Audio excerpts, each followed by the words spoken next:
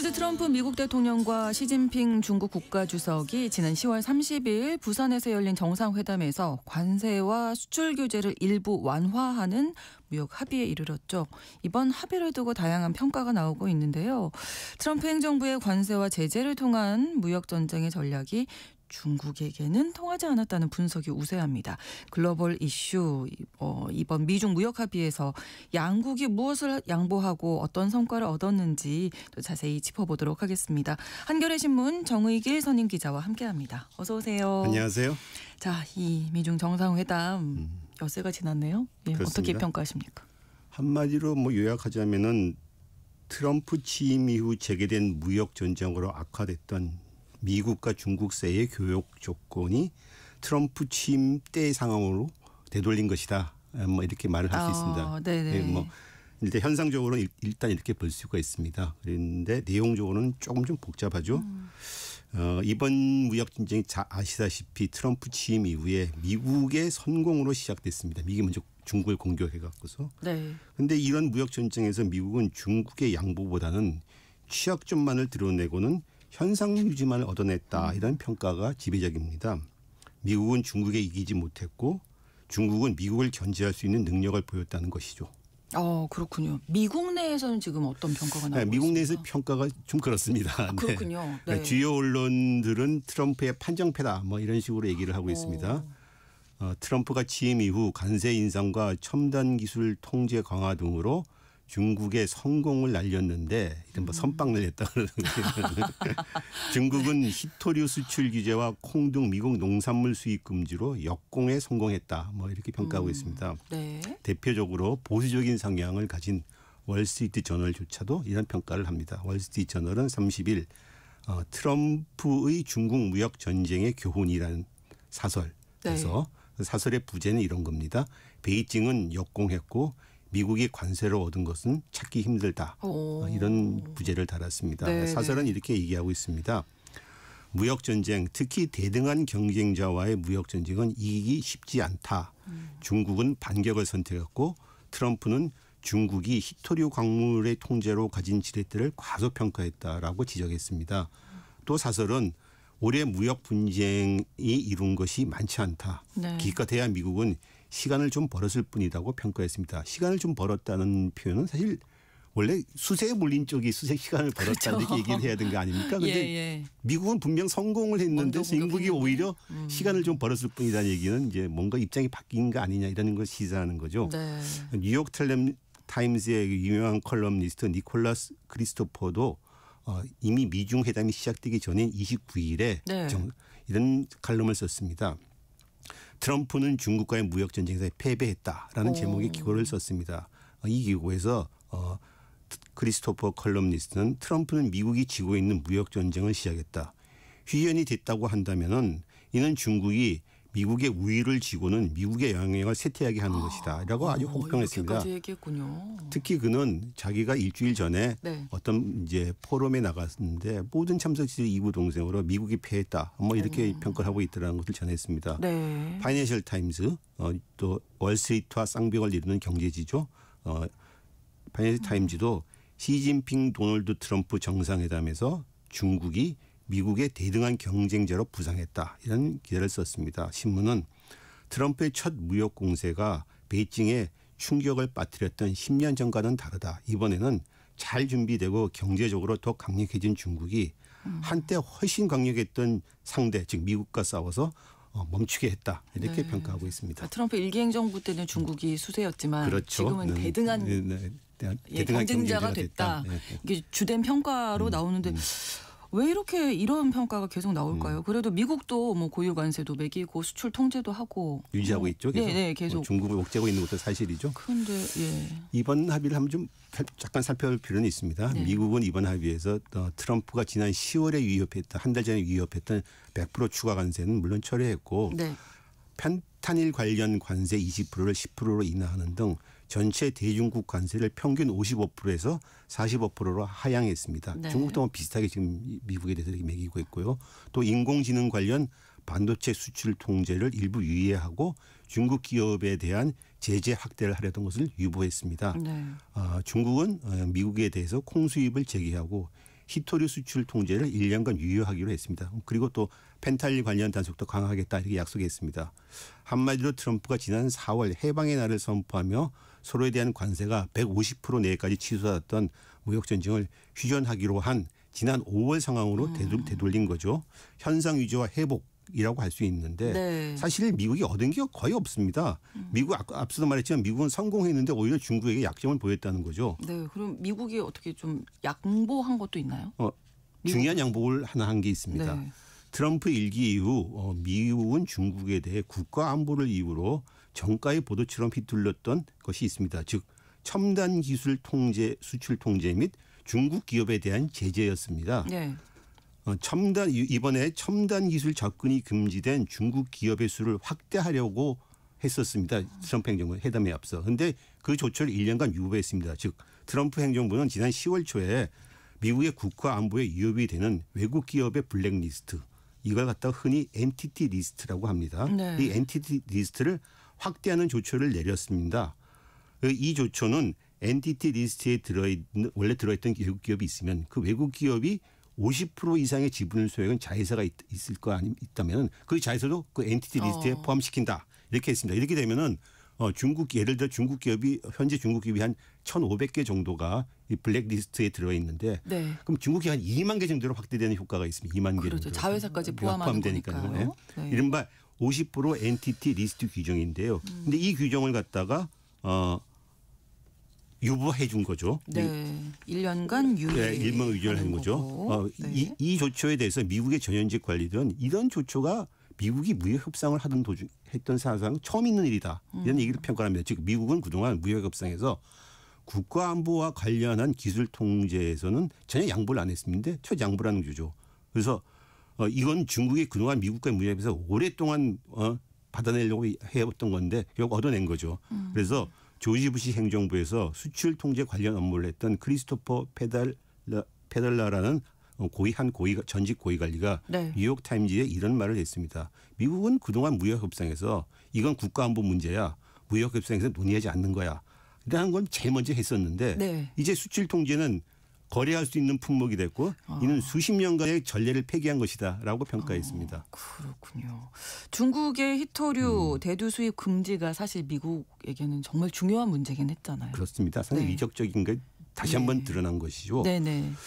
중국은 콩 등 미국 농산물 수입 금지와 히토류 수출 규제로 협상 내내 미국을 궁지에 몰아넣었습니다. 중국은 전 세계 히토류와 채굴 처리의 90%를 장악하고 있습니다. 그렇죠. 미국이 첨단 기술력을 보유하고 있다면 중국은 그 첨단 기술을 구현하는 재료를 장악하고 있습니다.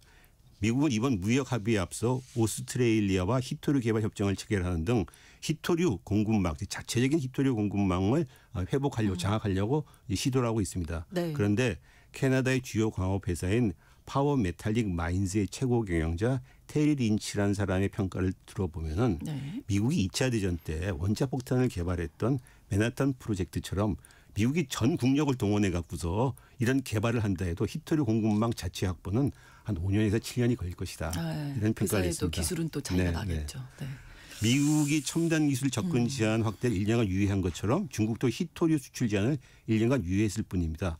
서로가 상대의 약점을 쥐고 있는 것인데 네. 중국이 첨단 기술력이 나날이 향상되고 있다는 걸 감안하면 중국이 오히려 우위이지도 않느냐 이렇게 평가하는 사람도 있습니다. 네. 올해 초 미국의 인공지능 첨단 반도체 수출 통제에도 불구하고 중국이 딥시크라고 하는 인공지능을 아주 저세양 반도체로 만들어내지 않았습니까? 그렇죠. 네. 콩수입도 사실 이 중국의 큰 무기입니다.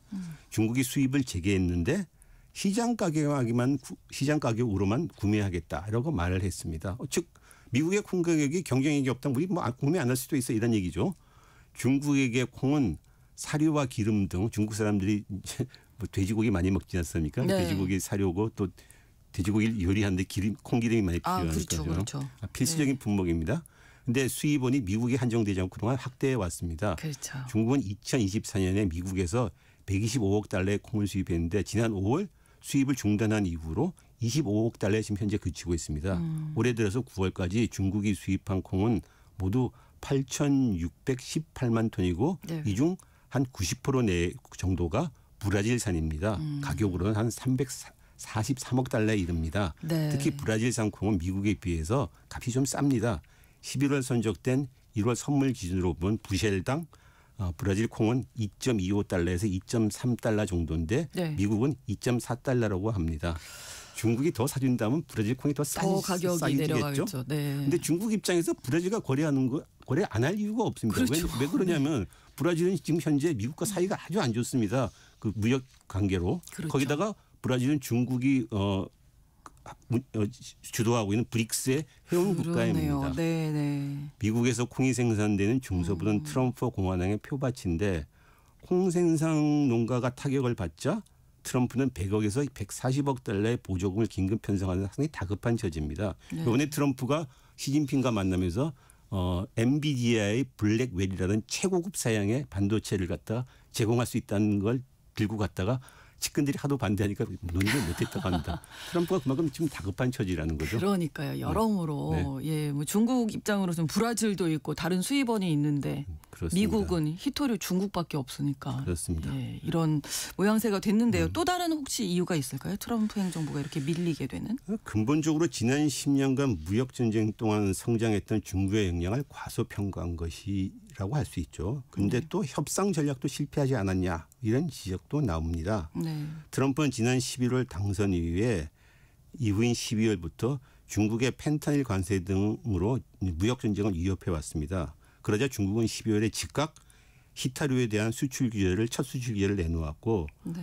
트럼프가 상호 관세를 본격적으로 부과했던 지난 4월 이후 직후에도 그 히토류 규제를 다시 확대했습니다. 그리고 5월에는 콩 수입 중지를 내렸고 10월 들어서 다시 히토류 수출 규제를 확대했습니다. 근데 중국은 왜 이렇게 강도를 높였냐? 이게 그냥 먼저 높인 것이 아니라 미국이 뭔가 조치를 취한 거기에 대한 반격으로서 계속 취한 것입니다. 그렇죠. 구체적으로 좀 볼 필요가 있죠. 네. 지난 4월 트럼프의 상호 관세 나오니까 중국도 히토류 수출 규제를 했습니다. 그래서 양국이 다 만나서 이제 협상을 벌였습니다. 그래서 5월 12일 제네바에서 관세를 유예하는 임시 휴전에 합의했습니다. 그런데 바로 그 다음 날 네. 미국 상무부가 중국 기업 화웨이가 만드는 인공지능 반도체가 미국의 수출 통제를 위반했다라고 발표를 했습니다. 아니 합의를 했는데 또 미국이 그러니까 중국 입장에서는 쉽게 봐서 열받는 거죠. 그렇죠. 그러니까 이거 무슨 얘기지 이런 생각. 여기에 자극받아서 중국이 그래서 콩 수입 수입 체계를 콩 수입 금지를 내린 거죠. 네. 그 이후에 다시 양국이 유럽의 주요 도시를 벌면서 무역 협상을 지속했고 네. 트럼프도 상당히 톤이 다운됐습니다. 중국에 대한. 그래서 9월에 트럼프와 시진핑이 통화통을 하고 원만한 타결을 하자 이렇게 약속을 했었습니다. 그런데 또 그 직후에 미국이 첨단 기술 접근이 제한되는 중국 기업을 확대하는 아까 앞서 말했던 50% 엔티티 리스트 규정을 발표한 거죠. 이에 중국이 다시 히토류 규제 확대로 맞대응한 겁니다.